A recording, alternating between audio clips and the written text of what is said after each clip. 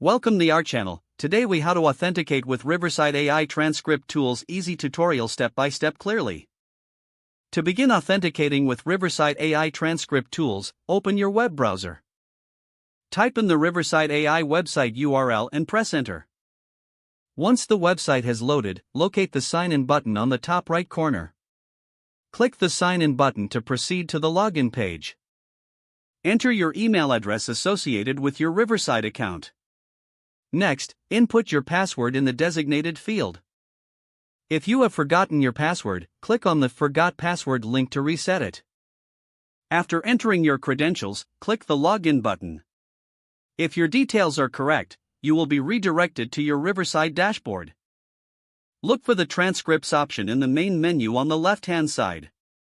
Click on Transcripts to access the transcript tools. To begin creating a transcript, select the project or recording you wish to transcribe.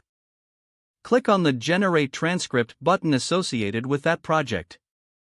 The system will notify you when the transcription process is complete. Once completed, click on the transcription to review and edit if necessary. You can highlight, edit, or add notes as needed. Finally, download or share your completed transcript using the available options. You are now successfully authenticated and have utilized Riverside AI's transcript tools. If the page does not load, refresh the browser or try again in a private or incognito window. Make sure you are using the correct email address, then retype it carefully to avoid small typos.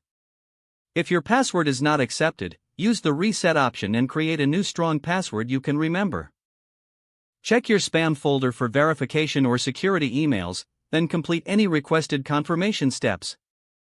Enable two-factor authentication if available to improve account security and reduce unauthorized access risk.